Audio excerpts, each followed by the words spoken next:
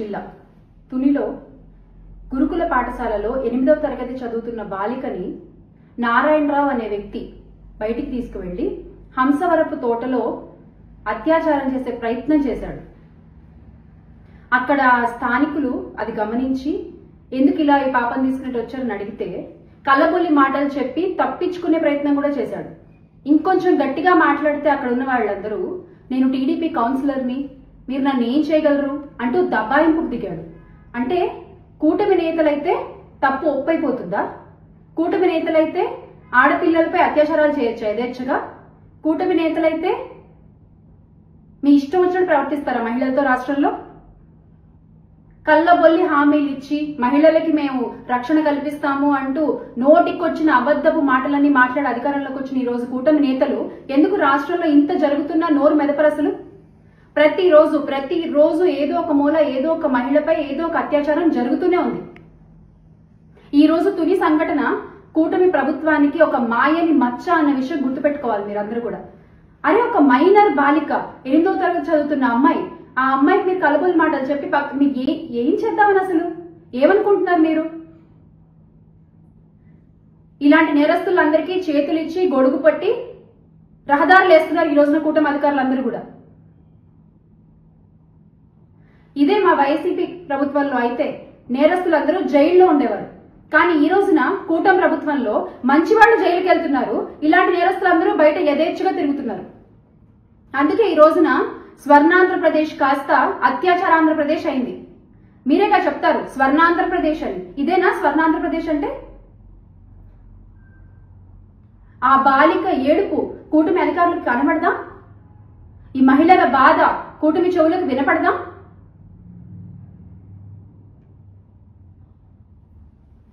అసలు మీరు ఏమనుకుంటున్నారు అంటే ప్రతిసారి మీరు అధికారంలో ఉన్నప్పుడు చంద్రబాబు నాయుడు గారు మీరు మహిళలకి చేసింది గుండు సున్నా.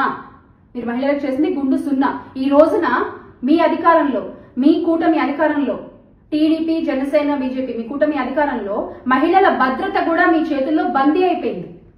ఈ రోజు మహిళా భద్రత కూడా మీ చేతుల్లో బందీ అయిపోయింది. ఇంకెంతమంది మహిళల ఆర్తనాదాలు వింటే కూటమి అధికారుల చలనం వస్తుంది? ఇంకెంతమంది బాలికల ప్రాణాలు కోల్పోతే మీ అధికారులు ముందుకొచ్చి మాట్లాడతారు? ఇంకెంతమంది బాలికలపై అత్యాచారాలు జరిగితే మీ కూటమి నేతలు ముందుకొచ్చి ప్రశ్నిస్తారు? ప్రశ్నిస్తాం అన్న పెద్ద మనిషి ఏమో సినిమా షూటింగ్లు చేసుకుంటూ ప్రమోషన్లు చేసుకుంటూ బిజీగా ఉన్నారు. మొన్న ఉప్పాడులో 100 రోజులు టైం ఇవ్వండి అని అడిగినట్టు బాలికల అత్యాచారాలపై కూడా ఇంత టైం ఇవ్వండి అని అడుగుతారా? ఇంకెంత టైం కావాలి మీకు? సంవత్సరంన్నర, దగ్గర 18 నెలలు అయిపోయింది. ఇంకెంత టైం కావాలి మీకు? మీరు అధికారంలోకి వచ్చిన దగ్గర నుంచి జరుగుతున్నదే ఇది. మహిళల రక్షణ కోసం మీరు ఏం చేశారు? నేరస్తుల్ని మీరు ఎలా శిక్షించారు? ఈ రోజున పోలీసులకి కనీసం నేరస్తుల్ని అరెస్ట్ చేసే స్వతంత్రం కూడా లేదు. ఎందుకంటే వాళ్ళంతా అలయన్స్ లో ఉన్నారు కాబట్టి వాళ్ళు అరెస్ట్ చేయలేరు. పాపం వాళ్ళు కూడా వీళ్ళ కొమ్ము కాయాల్సిన పరిస్థితి ఏర్పడింది ఈ రోజున రాష్ట్రంలో. ఇంక ఇలాగే ఉంటుందా ఇది? ఎవరు దీని గురించి నోరెత్తి మాట్లాడరా? చూస్తేనేమో రాష్ట్రానికి ఒక మహిళ హోంమంత్రి పదవిలో ఉన్నారు. ఒక మహిళ హోంమంత్రి పదవిలో ఉన్నా కూడా మహిళలపై ఇన్ని అత్యాచారాలు జరుగుతున్నాయి.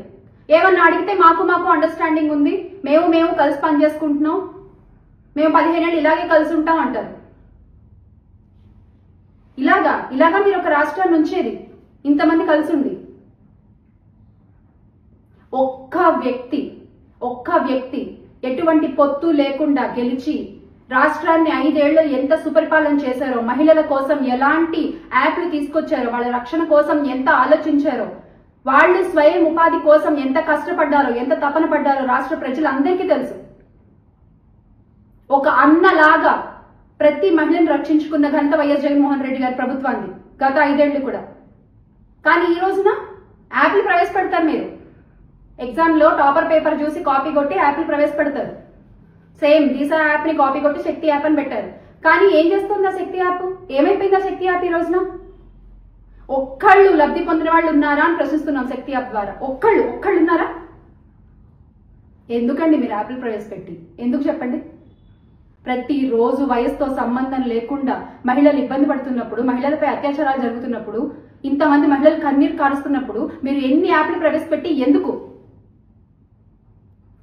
ఇప్పటికైనా కళ్ళు తెరిచి ప్రజల సమస్యలపై దృష్టి పెట్టి, ముఖ్యంగా మహిళల కోసం ఆలోచించి మీరు మా రక్షణ కోసం ఏమి చట్టాలు తీసుకొస్తారు, ఏ యాప్లు తీసుకొస్తారు, ఎలా వ్యవస్థను శిక్షిస్తారు, దయచేసి బయటకు వచ్చి చెప్పండి. మీరు మా జగన్మోహన్ రెడ్డి గారు వేసుకున్న షూస్ మీద పెట్టిన శ్రద్ధ రాష్ట్ర పరిపాలనపై పెడితే బాగుంటుంది. ఖచ్చితంగా మహిళా రక్షణ గాని, వ్యవసాయ రంగం గాని, విద్యారంగం గాని, ఆర్థిక రంగం ఏదైనా సరే ఈ రోజున మళ్ళీ బాగుండాలి అంటే అందరూ జగన్మోహన్ రెడ్డి గారి వైపు చూసే పరిస్థితి ఉంది రాష్ట్రంలో.